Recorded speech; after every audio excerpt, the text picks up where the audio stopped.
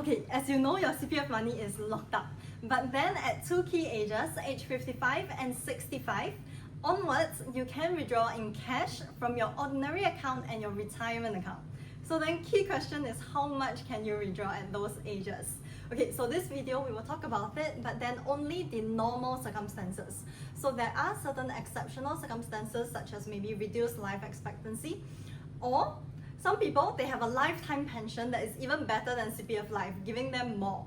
In that case, some of them, they can actually empty out the entire retirement account. They can take everything out. But then those are really unique or, exceptional circumstances for them. We will talk about the things that apply to everyone, the rules, the general rules. Okay, so we talk about from age 55 onwards first. So how much you can withdraw really depends on the OA and RA balance after the maneuver happens at age 55. So you know that at 55, okay, so initially you have your OA and your SA. And you also have MA, but that's irrelevant. So now, the moment you turn 55, you would have your retirement account RA created. And then they will take from your SA to move money to your RA until it hits the full retirement sum. If enough to hit full retirement sum, any excess from the SA will move to your OA. And then if not enough to hit full retirement sum, then they will take more from your OA. Until it hits the full retirement sum, then any remaining in the OA will stay in the OA. Then effectively, you will be left with your OA and your RA. Your SA has been emptied out, then it will close. Okay, then from here, number one, your OA, how much you can withdraw. Whatever remaining in your OA, you can take it out. So you can literally withdraw everything until there is $0 inside. You can empty out the entire thing. But then one thing to note is the withdrawals are irreversible. So once you take out, you can't really put it back in. So it's not like in and out, free flow like your savings account. The only two ways to put back money into your OA, so you want to put back money in here. Number one is voluntary housing refund. Voluntary housing refund is the only way whereby you can directly top up to your OA and you can top up a lump sum. Yeah, so when you go to your property, okay, so basically you use your CPF OA savings to buy a property, right? So when you go to your property ownership dashboard, you would see principal, how much you used. For instance, we say 300K. Then you will see accrued interest, the 2.5% that has been, compounding. Then maybe let's say 50K. So P plus I, principal plus interest, let's say 350K. In this case, you have so example, 350K limit, which means you can top up to 350K back to your OA. You can top up in lump sum or you can do slowly, doesn't matter. But then the moment that you use this up, there is no more new limit. Unless of course you keep using your OA for property, but then that will be like an additional limit starting from there. But then this 350K only can use once. Okay, then the other way to top up to your OA is kind of indirectly. You can do a CPF top up, a voluntary top up to all three accounts. All three accounts meaning your OA, RA, and your MA. Okay, but then this one, to know it shares the same limit as your CPF annual limit. It's 37740. Okay. So you know that every month, if you continue working, you have your own employee contributions, and then you have your employer contributions, right? So all of that will go into CPF 1 year, then maximum it will be 37740. So if you have a limit, if you have like a shortfall to this 37740, especially after age 55, definitely there will be a shortfall because contribution is no longer 37%, 34% and below.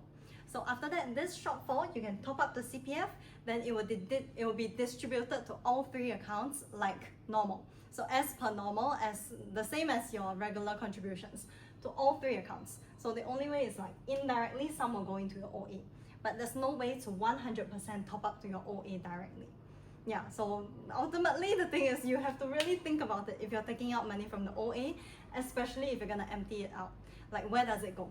It doesn't make sense if it's just going to go into the bank and then earn the bank rate because none of the banks are really getting you anything close to 2.5% guaranteed by law. Yeah.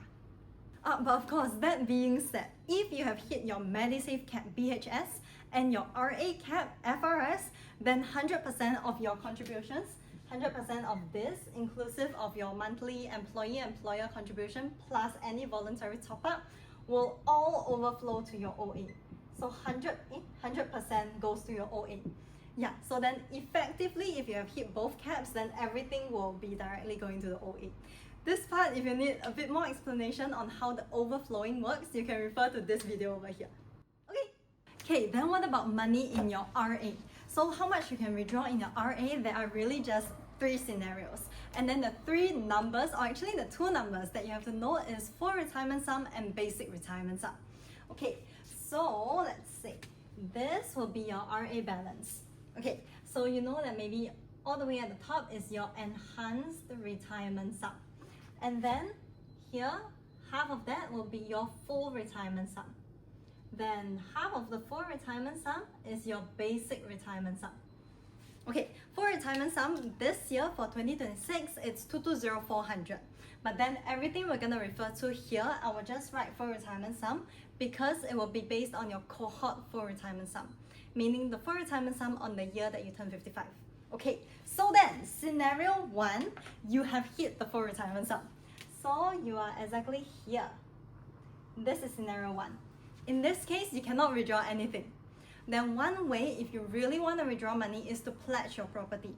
Once you pledge your property, you can withdraw everything above your basic retirement sum. So this entire chunk, shaded chunk, you can take it out.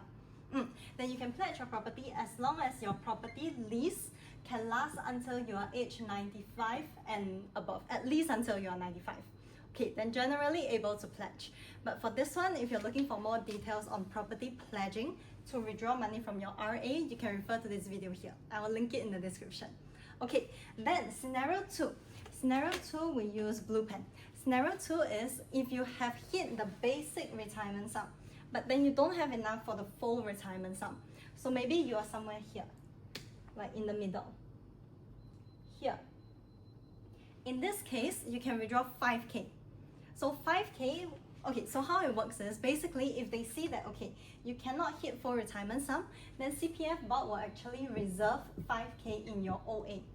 Yeah, so they move from here, then they move from here, then they see that, okay, even if I move this two, still cannot hit, then I will just leave 5K in your OA. Then this one, free for you to withdraw at any time. Okay, then another way, if you want to withdraw even more, you can also do the same thing, pledge your property. Pledge your property, you can withdraw everything above the basic retirement sum. So you see the pattern. Basically, if you pledge anything above BRS, you can withdraw. The BRS, this part here, is out of bounds, cannot withdraw. Yeah. Okay, and then third scenario we will use red. Okay, third scenario is we have not hit the basic retirement sum. So maybe we are somewhere here. In this case, same thing, they will reserve 5K for you. So you see that the general rule is as long as you cannot hit full retirement sum, they will leave 5K for you to withdraw. If you have lesser than 5K, then whatever amount is there, you can withdraw. But then for this scenario, whereby you have lesser than basic retirement sum, this option for property pledging is not available to you. Yeah, because you have lesser than this one, and this is definitely out of bounds. Yeah, so property pledging not available. Okay, so that's generally how much you can withdraw for the RA. That being said, 3 things that you cannot withdraw is the interest earned in the RA. So any interest earned cannot withdraw. So let's say maybe initially you were here, then because there's 4%, then it may be compounded to here, this part cannot withdraw. And then also your government grants and cash top-ups, voluntary top-ups cannot withdraw. Yeah, so that's all for withdrawing from your RA. Okay, then last thing, at age 65, surprise, also can withdraw some money from your RA. So it's not a lot, but you can withdraw up to 20% of what is in your RA. So that's something that many people don't know. And then also, of course, the same rules apply, which is government grants, cash top-ups, all of that you cannot withdraw. Okay, so let me illustrate. We will take out this part.